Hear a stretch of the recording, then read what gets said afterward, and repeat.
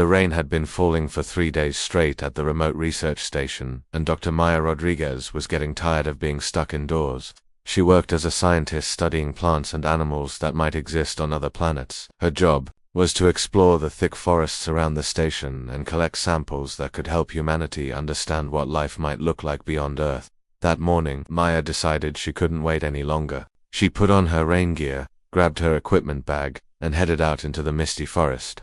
The trees were tall and ancient, their branches creating a green canopy that blocked out most of the gray sky above. She loved these quiet walks. Even in bad weather, there was something peaceful about being alone with nature. Maya had been walking for about an hour when she noticed something strange. The birds had stopped singing. The usual sounds of the forest, rustling leaves, chirping insects, small animals moving through the underbrush had all gone silent. It was the kind of quiet that made the hair on her neck stand up. She stopped walking and listened carefully. In the distance, she could hear something that didn't belong. It was a soft humming sound, like electricity running through wires, but there were no power lines this deep in the forest. Following the sound, Maya pushed through a thick patch of ferns and emerged into a small clearing. What she saw made her drop her equipment bag. In the center of the clearing sat what could only be described as a small spacecraft. It was about the size of a car, but its shape was unlike anything humans had ever built. The surface was smooth and dark, almost like black glass, but it seemed to shimmer slightly in the dim light. One side of the craft was cracked open, revealing a soft blue glow from inside. Maya's heart was pounding so hard she could hear it in her ears. She was a scientist, trained to observe and analyze, but this was beyond anything she had ever studied. She approached slowly, her hands shaking as she pulled out her phone to take pictures. The device wouldn't work. The screen kept flickering and going black dot as she got closer to the craft. She could see that the opening wasn't a door or window. It looked like the entire side had been damaged in some kind of crash. Small pieces of what might have been metal were scattered around the clearing, though they looked more like crystals than any metal she knew. Maya called out, "Hello, is anyone there?" Her voice sounded small in the strange silence. A soft sound came from inside the craft, not quite a moan, but something that suggested someone was hurt. Maya's scientific training kicked in. If there was an injured person inside, she needed to help them. She moved closer to the opening and peered inside.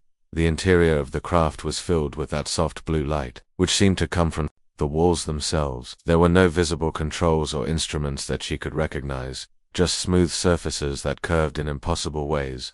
And lying in what might have been a seat, or maybe a bed, was a figure that made Maya's breath catch in her throat. At first glance, the person looked almost human. They were small and delicate, maybe 5 feet tall, with features that were familiar yet somehow different. But their skin was the most beautiful shade of blue Maya had ever seen, like the color of a clear summer sky just before sunset. The person's hair was long and silver, and they wore clothing that seemed to be made of the same shimmering material as the craft. The person was unconscious, and Maya could see they were breathing, but their breathing was shallow and quick. There was a small cut on their forehead, and what looked like a bruise on their arm.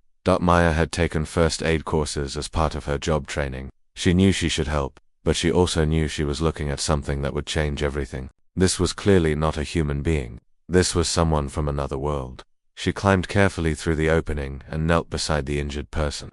Up close, she could see that their skin had a faint luminescence, like it was lit from within. Maya reached out slowly and gently touched their wrist to check for a pulse. The moment her fingers made contact with the person's skin, several things happened at once. The person's eyes snapped open, revealing pupils that were larger than human, eyes surrounded by irises that looked like liquid silver. Their skin immediately began to change color, shifting from blue to a soft pink, especially around the area where Maya was touching them.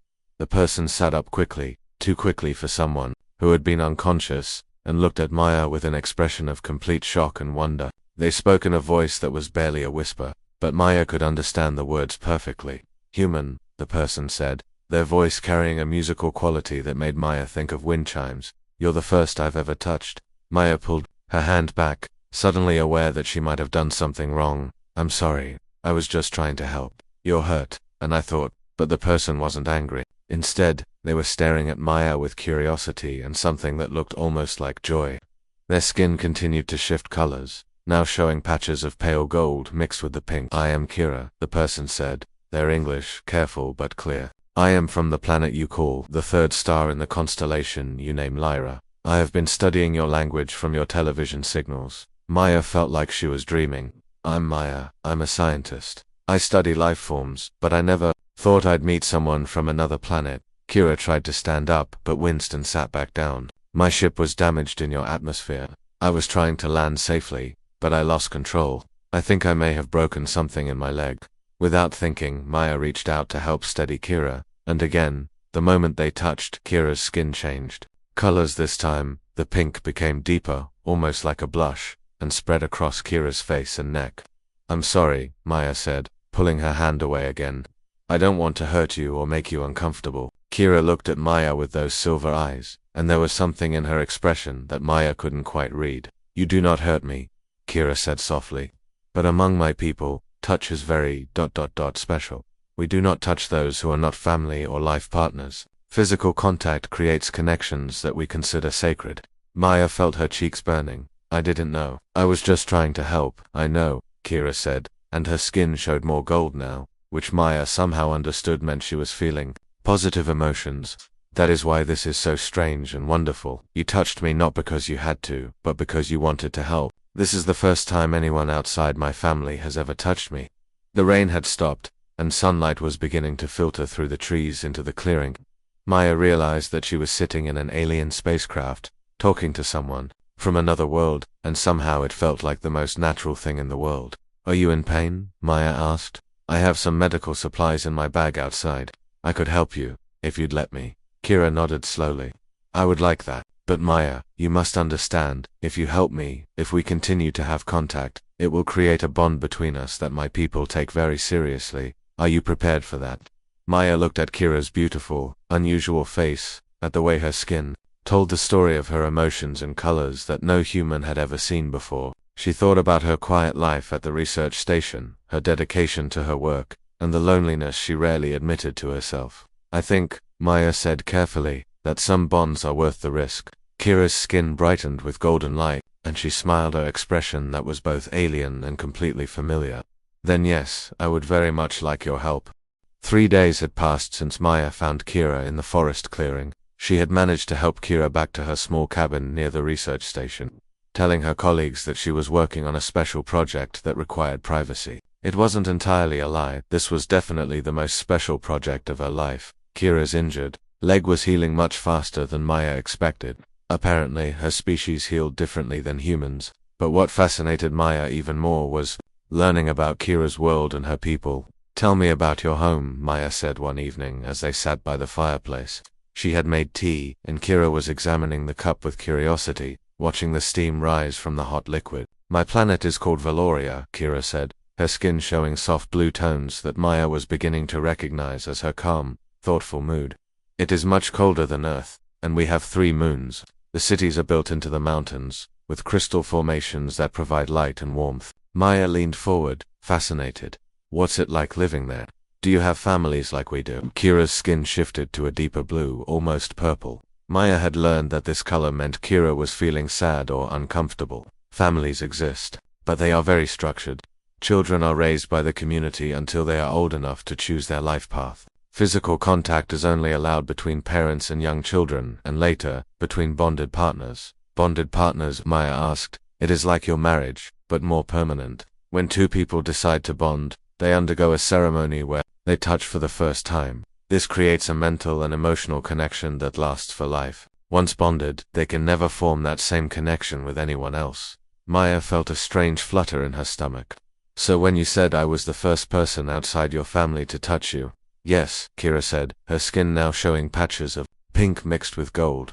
In my culture, what happened between us is considered very significant. Some would say it means we are already partially bonded. They sat in silence for a moment, both looking into the fire. Maya had so many questions, but she could see that talking about her home world made Kira uncomfortable. Why did you leave? Maya asked gently. Kira set down her teacup and wrapped her arms around herself. Her skin turned a deep purple that Maya hadn't seen before. I was chosen for bonding with someone I did not want to be with. In our society, these matches are made by the Council of Elders based on what they think is best for our people. They do not consider personal feelings. It ran away. I am a researcher, like you. I have always been curious about other worlds, other forms of life. The council said this curiosity was dangerous. that it made me unsuitable for our traditional ways. When they announced my bonding ceremony, I knew I could not go through with it.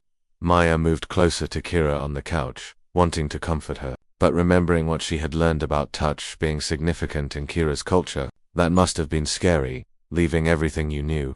It was, Kira admitted. But I had been building my ship in secret for years, studying your planet through your radio and television signals. I wanted to see what life was like in a place where people could choose their own paths, and now you're stuck here because your ship is broken. Kira looked at Maya and her skin began showing more gold. I do not feel stuck. These past few days with you have been the happiest of my life. On Valoria I was always alone, even when surrounded by others. Here, with you, I feel ...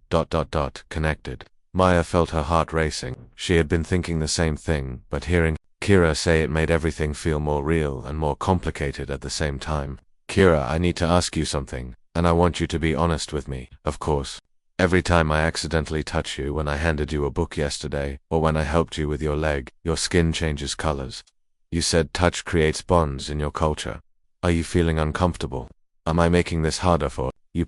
Kira was quiet for a long moment, her skin cycling through several colors, blue, pink, gold, and something that looked almost silver. Finally, she spoke. Among my people, we are taught that the bonding touch should only happen once, with the right person, at the right time. But Maya, every time your skin touches mine, I feel something I have never experienced before. It is not uncomfortable. It is ... wonderful and terrifying at the same time. What do you mean? I can feel your emotions when we touch. Not just guess them from your expressions, but actually feel them.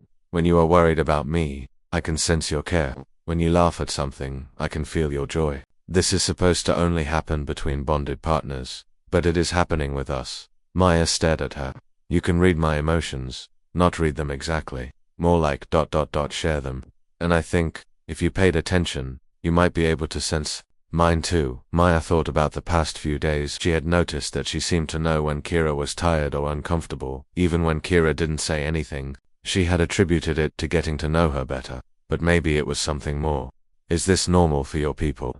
To form connections this quickly? No, Kira said, her skin now showing a color Maya had never seen before, a shimmering purple that seemed to move like liquid. This is not normal at all, which means either something is very wrong, or something is very right. What do you think it is? Kira looked directly into Maya's eyes. I think your species and mine are more compatible than anyone imagined. I think the universe brought us together for a reason. Maya felt a warmth spreading through her chest. And what reason might that be? Perhaps to show both our peoples that connection doesn't have to follow old rules, that sometimes the heart knows better than tradition. Outside, the wind was picking up, making the cabin feel even cozier. Maya realized that she didn't want this conversation to end, didn't want Kira to ever leave, didn't want to go back to her old life of studying theoretical life forms when she had found real, incredible, life sitting right next to her. Kira, she said carefully, what happens when your ship is repaired? Will you go back to Valoria? Kira's skin went through a rapid cycle of colors, blues and purples and golds all swirling together. I do not know, she said honestly. My people will be looking for me. If they find me here with you, it could cause problems for both our worlds. They might see humans as a threat, as something that corrupts their people, and if I stay, I become an exile. I can never return home, and you would be connected to someone your people might never accept. Maya reached out slowly and took Kira's hand. The moment their skin touched, she felt it, a warm, electric sensation that seemed to flow between them. She could sense Kira's uncertainty, her hope, and her growing affection. And she knew, somehow, that Kira could feel the same things from her. Then we'll figure it out together, Maya said. Both of us have been outsiders in our own worlds. Maybe it's time we created our own world. Kira's skin brightened with the most beautiful golden light Maya had ever seen, and she squeezed Maya's hand gently. Together, Kira agreed, and for the first time since leaving her home planet, she felt like she truly belonged somewhere. 2 weeks had passed since Maya and Kira had their conversation by the fireplace, and their daily routine had become something Maya treasured. Every morning she would wake up to find Kira already awake, sitting by the window and watching the sunrise. Kira's skin would glow with soft golden colors as she observed the Earth's sky, something she said never got old. Your sun is so different from ours, Kira said one morning as Maya joined her with 2 cups of coffee. On Valoria we have a smaller, cooler star. The light is more blue than yellow.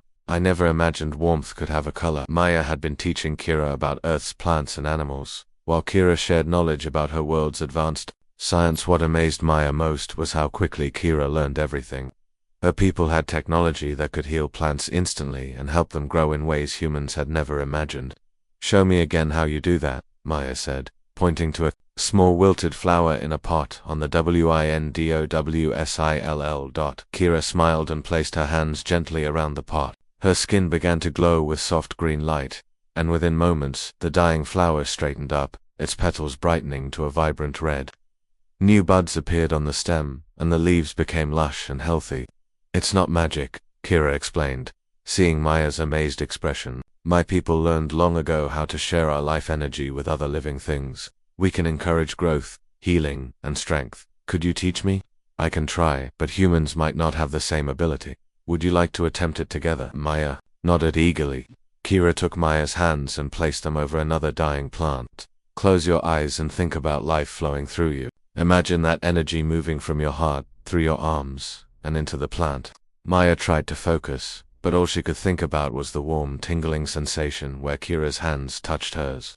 She could feel something flowing between them, not just the energy Kira talked about, but emotions, thoughts, and something deeper. I can feel you, Maya whispered, her eyes still closed. Your thoughts, your feelings, it's like we're sharing the same mind. Yes, Kira said softly. This is what happens when two people are truly connected.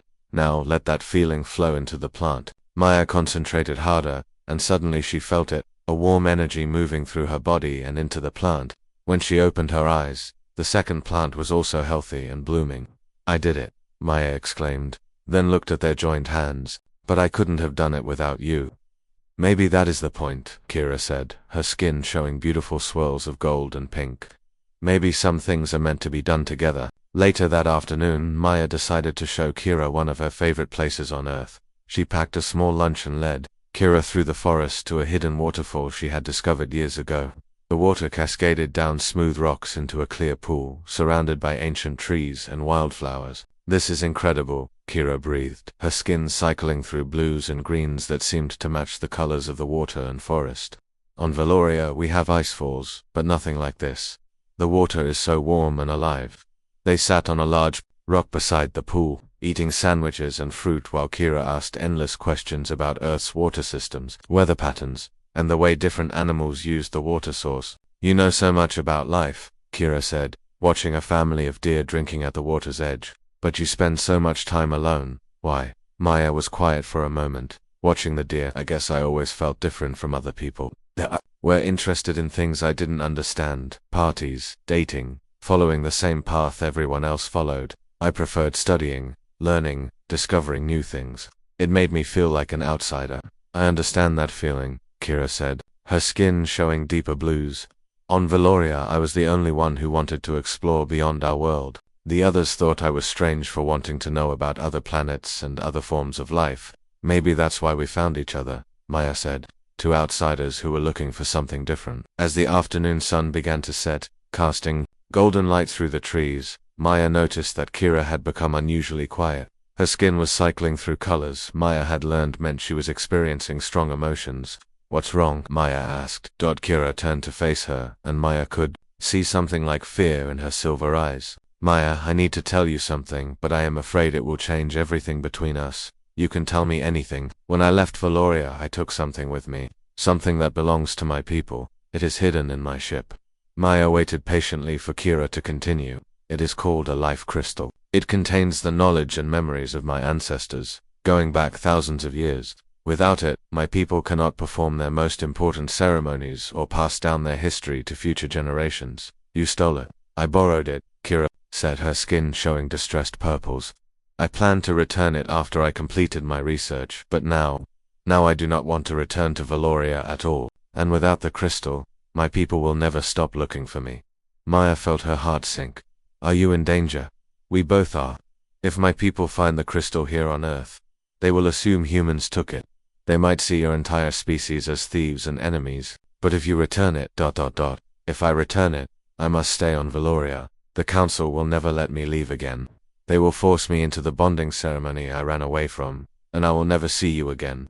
Maya stood up and walked to the edge of the pool, trying to process what Kira had told her. The beautiful, peaceful afternoon suddenly felt heavy with the weight of impossible choices. There has to be another way, Maya said finally. What do you mean? Maya turned back to Kira, and she could see hope beginning to brighten her skin again. You said the crystal contains knowledge and memories, right? What if we could copy that information somehow? Give your people back their history while keeping the physical crystal here. That might be possible, Kira said slowly, but it would require technology that humans do not have. But we could build it together, couldn't we, like we did with the plant healing? You have the knowledge, and I have access to Earth's technology and resources. Kira stood up and walked over to Maya, taking her hands. The moment they touched, Maya felt that familiar rush of shared emotions and thoughts. She could sense Kira's excitement, her hope, and her deep gratitude. You would do that for me. Help me find a way to save both our worlds. I would do anything for you, Maya said, and she meant it completely. Besides, this isn't just about you anymore. If our peoples are going to have any chance of understanding each other, we need to start building bridges. Kira's skin erupted in the most brilliant display of colors Maya had ever seen. Golds and pinks and blues swirling together like a living aurora. I love you, Kira said, the words coming out in a rush. I know it is complicated and maybe impossible, but I love you, Maya. Maya felt tears of joy in her eyes. I love you too, Kira, and we're going to figure this out together, no matter how complicated it gets. As they embraced beside the waterfall, Maya could feel their connection deepening even further. She could sense Kira's thoughts and emotions, as clearly as her own, and she knew that whatever challenges lay ahead, they would face them as one. The crystal might belong to Kira's people, but their love belonged to no one but themselves. And that, Maya realized, was worth fighting for. Maya had been working in her lab for 3 weeks straight, barely sleeping, barely eating. The task of copying the life crystal's information seemed impossible at first. But with Kira's help, they were making incredible progress. They had managed to create a device that could read the crystal's energy patterns and translate them into data that Earth computers could understand. The memory sequences are incredibly complex, Maya said, rubbing her tired eyes as she looked at the screens. Full of strange symbols and patterns, your ancestors stored not just information, but actual experiences and emotions. Kira sat beside her, her skin glowing with soft blue light as she helped translate the ancient Valorian symbols. Each crystal holds the life stories of thousands of people. When someone dies, their memories are added to the crystal so they can guide future generations. It's beautiful, Maya whispered, like having all your family with you forever. They worked in comfortable silence for a while, their hands occasionally touching as they passed tools or pointed at the screens. Each time they made contact, Maya felt that wonderful connection they shared, and it gave her energy to keep working. Maya, Kira said suddenly, her skin shifting to worried purple colors. Someone is coming. Maya looked up from her work. What do you mean? I can sense them. Another person approaching the cabin. They are walking carefully, trying to be quiet. Maya's heart began racing. She had been so focused on their project that she had forgotten to be careful about hiding. Kira's presence, stay here and keep working, she said. I'll handle whoever it is. She walked to the front door and opened it before anyone could knock. Standing on her porch was Dr. Ryan Chen, her research partner from the main station. He looked surprised to see her answer so quickly. Ryan, what are you doing here? I came to check on you, he said, looking concerned. You haven't been answering your radio calls, and you missed the weekly team meeting. Everyone is worried about you. Maya tried to act normal, but she could see Ryan looking past her into the cabin. I'm fine, just working on a special project. You know how I get when I'm focused on something. What kind of project? Ryan asked. Maybe I can help. It's really complicated botanical research. Nothing you'd be interested in. Ryan frowned. Maya, we've been friends for 5 years. I know when you're hiding something, and I know that glow I saw through your window isn't from any normal equipment. Before Maya could stop him, Ryan pushed past her into the cabin. He stopped dead when he saw Kira sitting at the computer setup, her skin bright with alarm colors, her silver hair catching the light from the screens. Oh my God, Ryan breathed. Maya, what have you done? Ryan, please, let me explain, ... But Ryan was already backing toward the door, his face pale with shock. That's not human. Maya, you've been hiding an alien in your cabin. Do you have any idea how dangerous this is? She's not dangerous, Maya said quickly. Her name is Kira, and she needs our help. Our help. Ryan's voice got louder. Maya, I have to report this. The government, the military, they need to know about this immediately. No. Maya stepped between Ryan and the door. You don't understand. If you report her, they'll take her away. They'll study her like she's some kind of experiment. Kira stood up slowly, her skin cycling through nervous colors. Please, she said to Ryan, her voice soft and musical. I mean no harm to your people. I only wish to learn and to help. Ryan stared at Kira in amazement. She can talk. She speaks English. I have been studying your language and culture, Kira explained. I came here seeking knowledge, not to cause trouble. Ryan, Maya said desperately, look at what we've accomplished together. She gestured to the screens, showing the crystals. Data. Kira's people have knowledge that could revolutionize how we understand life, healing, and energy. We could learn so much from each other. Ryan looked at the screens, then back at Kira, then at Maya. You're in love with her, he said suddenly. I can see it in the way you look at her, the way you're protecting her. Maya felt her cheeks burn, but she didn't deny it. Yes, I am, and she loves me too. But this is bigger than just our feelings. Ryan, this could change everything for both our species. Or it could start a war, Ryan said. What if her people come looking for her? What if they see us as enemies? Kira's skin went completely purple with distress. That is exactly what I fear, she said. My people are already searching for me. When they discover I am here, on Earth, they may assume humans have captured or harmed me. Then why don't you just go home? Ryan asked. Because I cannot, Kira said sadly. I took something from my world that belongs to all my people. If I return, I will be punished severely. But if I stay, my people will never stop looking, and they may see Earth as a threat. Ryan sat down heavily in a chair, trying to process everything. What did you take? Maya and Kira explained about the life crystal and their plan to copy its information. Ryan listened without interrupting, his expression growing more serious. So you're trying to give back their cultural memory while keeping the physical crystal? Here, he asked finally. Yes, Maya said. But we need more time to finish the work. Time we might not have, Ryan said grimly. Maya, there have been strange energy readings detected in this area for the past week. Military satellites have picked up unusual signals. They're already planning to investigate. Maya felt her world starting to crumble. How long do we have? Maybe a day, maybe less. Kira walked to the window and looked out at the forest. Her skin was showing colors Maya had never seen before, deep purples mixed with silver, like storm clouds. Then I must choose, she said quietly. I can take the crystal and leave Earth before your military arrives. My people will welcome me back eventually, and your world will be safe. But you'll never be free, Maya said, tears starting to form in her eyes. You'll be forced into that bonding ceremony you ran away from. Or, Kira continued, not looking at Maya, I can destroy the crystal and stay here. Without it, my people cannot track me, and they will assume it was lost in space. But my ancestors' memories will be gone forever. There has to be another option, Ryan said suddenly. Both Maya and Kira turned to look at him. What if we finish copying the crystal tonight and then send the information to your people ourselves? We could include a message explaining that you're safe and happy here, and that humans want to be friends, not enemies.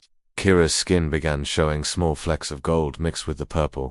That might work, but it would require broadcasting on frequencies your technology cannot usually reach. But my technology can, Maya said, understanding what Ryan was suggesting. The equipment we've built combines Earth and Valorian science. It's more powerful than anything either of our peoples have created alone. And if it works, Ryan added, it proves that our species can accomplish incredible things together. That's a pretty powerful message to send along with their cultural memories. Kira turned from the window, and her skin was now bright with hope. Colors, you would do this. Help me save both my world's heritage and our chance for happiness. We're scientists, Ryan said with a smile. Impossible problems are what we live for. Besides, Maya is my friend, and anyone she loves this much must be pretty special. Maya felt a surge of gratitude and affection for Ryan. Thank you, she said. But are you sure you want to risk this? If we're caught, we'll deal with it together, Ryan said firmly. But if we succeed, we could be starting the most important friendship in the history of two worlds. Kira walked over to Maya and took her hands. The moment they touched, Maya felt Kira's overwhelming love and gratitude flowing through their connection. Whatever happens, Kira said, I am grateful that the universe brought us together. Whatever happens, Maya replied, we face it together. Outside, the first lights of military vehicles could be seen moving through the forest in the distance. Time was running out, but for the first time since this all began, Maya felt like they had a real chance at success. Not just for themselves, but for everyone they cared about. The next few hours felt like the longest of Maya's life. She, Kira, and Ryan worked frantically to complete the data transfer from the life crystal, while military vehicles slowly made their way through the forest roads toward the research station. Every few minutes Kira would pause and listen, her enhanced senses tracking their approach.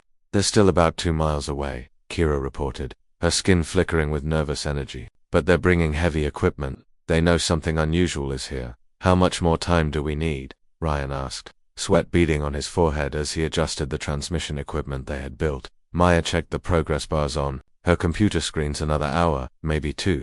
The ancestral memories are incredibly complex. We can't rush this or we'll lose data." "We don't have 2 hours," Ryan said grimly. Kira suddenly stood up straight, her skin flashing bright silver, a color Maya had never seen before. "Wait," she said. "There's something else approaching. Not from the ground, from the sky." Maya and Ryan rushed to the window. In the distance, they could see lights moving through the clouds. Not aircraft lights, but something that pulsed with the same blue glow as Kira's damaged ship. "My people," Kira whispered, her skin cycling rapidly through blues and purples. "They found me." "How long before they get here?" Maya asked. "Minutes, not hours." Ryan started pacing. "Okay, new plan. We send what we have now, even if it's incomplete. Something is better than nothing." "No," Kira said firmly. "If we send incomplete data, my people will think humans are trying to trick them or steal from them. It must be perfect, or it will make things worse." Maya stared at the screens, her mind racing. Then suddenly she had an idea. "Kira, what if we don't send the data to your ship? What if we broadcast it directly to your homeworld? That would require enormous power, more than this equipment can generate. But what if we used the life crystal itself as a power source? You said it contains the life energy of thousands of people. Could we channel that energy into our transmission?" Kira's eyes widened. "It's possible, but incredibly dangerous. If we make a mistake, the crystal could be destroyed completely, and if we don't try, we lose everything anyway," Ryan pointed out. The sound of approaching vehicles was getting closer. Through the other window, Maya could see military trucks and jeeps creating a perimeter around the area. Soon they would be surrounded. "I have to try," Kira said. "It's the only way to save both our worlds." She retrieved the life crystal from its hiding place, a beautiful, multifaceted gem that seemed to contain swirling galaxies of light. The moment she held it, her skin began glowing brighter than Maya had ever seen. "I need you both to help me," Kira said. "Maya, place your hands on mine. Ryan, monitor the transmission and tell us when the signal is strong enough to reach Valoria." Maya took Kira's hands, feeling the crystal between their palms. Immediately, she was overwhelmed by sensations, not just Kira's emotions, but the memories and experiences of hundreds of Kira's ancestors. She could see their world, feel their love for their people, understand their wisdom. "The power is building," Ryan called out. "But I don't think it's enough to reach another star system, and we need more," Kira said through gritted teeth. The effort of channeling so much energy was clearly exhausting her. Maya closed her eyes and tried to pour her own energy into the crystal, thinking about everything she had learned from Kira, all the love she felt for her, all her hope for both their peoples. To her amazement, she felt her own life energy flowing into the crystal alongside Kira's. "The signal is getting stronger," Ryan said excitedly. "Whatever you're doing, keep doing it." Outside, they could hear vehicles stopping, doors slamming, people shouting orders. The military had arrived. At the same time, the alien ship was descending toward the clearing where Kira's damaged craft still lay. "We're out of time," Ryan said. "I'm going to stall the military as long as I can." He headed for the door, but before he could reach it, it burst open. Several soldiers in full gear rushed in, weapons drawn, followed by a man in a suit who was clearly in charge. "Nobody move," the commander shouted. Then he saw Kira, glowing like a star, holding the crystal with Maya. "What in the world? ... Please," Maya said, not letting go of Kira's hands. "Give us 30 more seconds. We're trying to prevent a war." "A war?" The commander looked confused. Ryan stepped forward. "Sir, I'm Dr. Ryan Chan from the research station. That's my colleague Dr. Maya Rodriguez, and this is Kira, a representative from another world. They're attempting to establish peaceful communication with her people before there's a misunderstanding." The commander looked at his instruments, which were going crazy with energy readings. "What kind of communication?" "The kind that could change everything," Kira said, her voice strained but determined. "My people are approaching Earth right now. If they find me here without understanding why, they may see your species as enemies. But if we can show them that humans and Valorians can work together, ... The signal is strong enough, Ryan called out. Transmitting now. Light exploded from the crystal, filling the entire cabin with brilliant colors. Maya felt the life energy of countless beings flowing through her, carrying with it not just the memories of Kira's people, but also her own experiences of the past month, the love, the discovery, the cooperation between species. The transmission lasted only seconds, but it felt like forever. When the light faded, Maya and Kira collapsed to the floor, exhausted but still holding hands. Did it work? Maya asked weakly. Outside they could hear new sounds, not the harsh rumble of military vehicles, but the soft humming of the alien ship landing. Everyone in the cabin held their breath. Kira's communicator, which had been silent for weeks, suddenly came to life with musical tones. Kira listened, her skin cycling through various colors as she received the message. What are they saying? The commander asked. Kira looked up at him, then at Maya, her skin now glowing with pure gold. They're saying thank you. The Council of Elders has received not just our ancestral memories, but also the story of what happened here. They understand now that I chose to stay not because I was captured, but because I found love and partnership. And Maya prompted, they want to meet with Earth's leaders to discuss formal relations between our peoples. They're sending their best diplomats, not their military. The commander lowered his weapon and spoke into his radio. Command, this is Team Alpha. Situation is ... unprecedented. We're going to need diplomats, not soldiers. 3 hours later, Maya found herself sitting in an emergency meeting with government officials, military leaders, and 3 representatives from Valoria who had arrived in a ship that looked like a floating crystal palace. The negotiations were complex, but the foundation of trust that Maya and Kira had built made everything possible. The Valorians agreed to share their knowledge of healing and environmental restoration, while humans offered to share their technology and their perspective on exploration and diversity. Most importantly, they established the first interspecies research institute, with Maya and Kira as co-directors. 6 months later, Maya stood in the garden behind their new research facility, watching as human and Valorian children played together, their laughter mixing with the sound of wind chimes that sang in languages from both worlds. The children's skin, those who were part Valorian, showed colors that had never existed before, new emotions born from the blending of 2 cultures. Do you ever regret it? Maya asked as Kira joined her, her skin showing the deep gold that Maya now knew meant perfect contentment. Regret finding love. Regret helping our peoples become friends. Regret creating something new and beautiful. Kira took Maya's hand, and that familiar warmth flowed between them. Never. In the distance, they could see the spires of New Valoria, the first joint human-alien city, rising toward the stars. Scientists from both worlds worked side by side, healers shared their knowledge, and children grew up believing that difference was something to celebrate, not fear. You know what the best part is? Maya said, watching a young girl whose skin sparkled with happiness as she showed a human boy how to make flowers bloom with touch. What? We're not the only ones anymore. Look at them, dozens of couples from both our worlds who found love across the stars. What started with one touch has become a bridge between entire civilizations. Kira's skin erupted in the brilliant light show that Maya had fallen in love with, and she squeezed Maya's hand. The first touch, she said softly, but definitely not the last. Above them, ships from both Earth and Valoria traveled peacefully between the stars, carrying not just goods and knowledge, but hopes and dreams and love stories that would inspire generations to come.